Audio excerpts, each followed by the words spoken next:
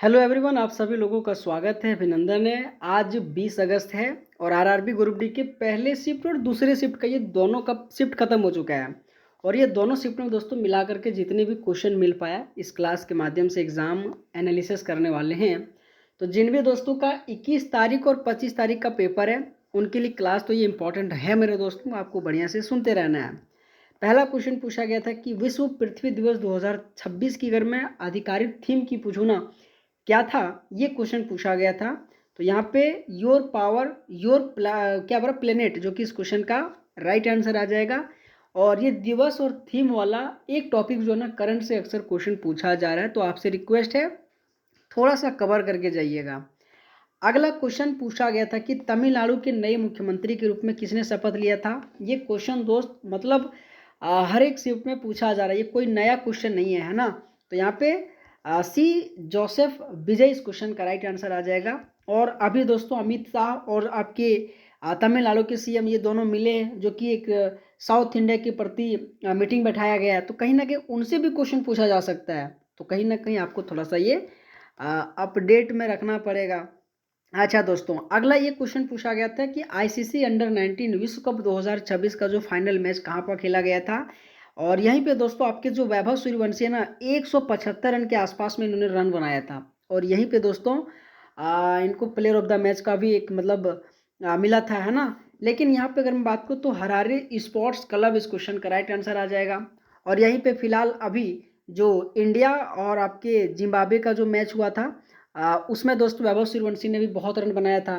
तो कहीं ना कहीं ये क्वेश्चन पूछा गया था और आपके पेपर के लिए यही क्वेश्चन अगले शिफ्ट में दोस्तों इसी टाइप पूछा गया था, जिसमें से ये देखा गया था कि आईसीसी अंडर 19 विश्व कप 2026 में उप विजेता कौन था। एक पेपर में पूछा गया था, शायद आपकी पहले शिफ्ट में पूछा गया था कि जो अंडर 19 का था उसको फाइनल कहाँ पे हुआ था, तो हरारे क्रिकेट स्टेडियम में। और दूसरे शिफ्ट में साथीगण ये पूछा गया था कि सर इनका उप विजेता कौन था, तो वहाँ पे इंग्लैंड रहा था। जो आपको साथीगण याद रखिएगा, स्पोर्ट्स करंट अफेयर्स आपके पेपर में करीब 3 से 4 क्वेश्चन हर एक शिफ्ट में पूछा जा रहा है। तो कुछ कवर करना चाहिए, नहीं करना, स्पोर्ट्स करंट अफेयर साथीगण जरूर कवर करके जाना। लेकिन एक बात मैं कहता हूँ, आपको भी हमें थोड़ा सा सपोर्ट करनी है। अगर दोस्तों आपका पेपर अभी तक नहीं हुआ है, आपके लिए रोजाना एनालिसिस करा रहा हूँ, तो प्लीज़ यार वीडियो को लाइक करके चैनल को जरूर सब्सक्राइब करना, ठीक है। आइए अगला क्वेश्चन पूछा गया था करंट से स्पॉट से कि रणजी ट्रॉफी 2025-26 के फाइनल में जम्मू कश्मीर में किस टीम को हराकर खिताब जीता है। अगर मैं पूछूं किस टीम को हरा करके, तो मुंबई, विदर्भ, सौराष्ट्र, कर्नाटका। तो यहाँ पे कर्नाटका इस क्वेश्चन का राइट आंसर आ जाएगा। ऑप्शन नंबर डी इस क्वेश्चन का राइट आंसर आ जाएगा। आपके पेपर में हरियाणा से संबंधित नहीं, छत्तीसगढ़ से, ठीक है, हरियाणा से नहीं छत्तीसगढ़ से आपके पेपर में पूछा गया था, जिसमें से आपके जनजातीय गेम से रिलेट करके क्वेश्चन पूछा गया था। जो आपके ट्राइबल गेम है ना, तो ट्राइबल गेम कहाँ पे हुआ है, तो छत्तीसगढ़ में हुआ था। किससे संबंधित है, तो जनजाति से संबंधित है। ये क्वेश्चन करीब 4 से 5 बार अभी तक पूछा जा चुका है, तो ये क्वेश्चन पुनः पूछे जाने की उम्मीद है, आपको थोड़ा सा ये ध्यान रखनी है। अगला क्वेश्चन पूछा गया था कि जो बाफ्टा अवार्ड 2026 में सर्वश्रेष्ठ अभिनेता का जो पुरस्कार है ना, सो किसे मिला था। अगर मैं सर्वश्रेष्ठ अभिनेता की बात करूँ ना, तो यहाँ पे क्या करोगे, बोले सर रॉबर्ट आरामायो, जो कि इस क्वेश्चन का राइट आंसर आ जाएगा।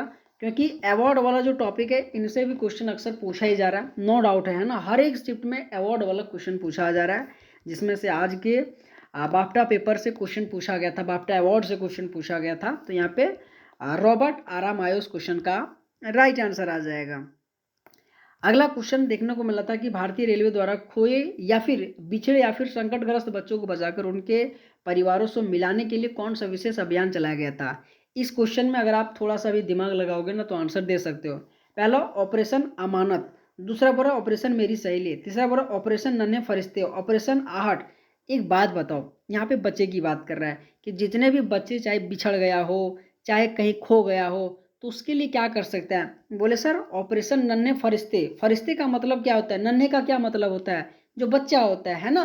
तो कहीं ना कहीं आप आराम से यहाँ पे आंसर इस क्वेश्चन का लगा सकते हो, ठीक है। यहाँ पे ऑप्शन नंबर सी इस क्वेश्चन का राइट आंसर आ जाएगा।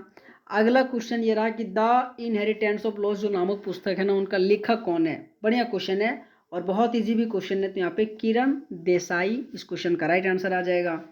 आपके पेपर में हमेशा बुक एवं ऑथर से क्वेश्चन पूछा जा रहा है। जब एग्ज़ाम शुरू हुआ था ना उस समय करंट का पुस्तक बहुत ज़्यादा पूछा गया था, लेकिन अब एग्ज़ाम जब लास्ट हो गया तो इजी वाला क्वेश्चन पूछा जा रहा है। जैसे कि रविंद्रनाथ टैगोर का पूछा गया था, गीतांजलि का पूछा गया था, आपके सुधा मूर्ति से क्वेश्चन पूछा गया था, किरण देसाई से क्वेश्चन आज का पेपर में पूछा गया था। तो कहीं ना कहीं बस आप इतना मान लो कि पुस्तक और लेखक जो क्वेश्चन अभी पूछा जा रहा है ना, सो थोड़ा सा ईजी वाला क्वेश्चन पूछा जा रहा है, आपको घबराने की कोई ज़रूरत नहीं है। ठीक है, एक क्वेश्चन आपके समिट से पूछा गया था कि India AI summit impact summit 2026 का जो थीम रखा गया था, उनका उद्देश्य रखा गया था, क्या रखा गया था। सबसे पहले सर ये भारत के मंडपम में जो कि किया गया था, जो कि नई दिल्ली में इसका समिट था। क्वेश्चन बहुत बार पूछा जा रहा है कि सर इसका आयोजन कहाँ पे किया गया था, तो नई दिल्ली में किया गया था।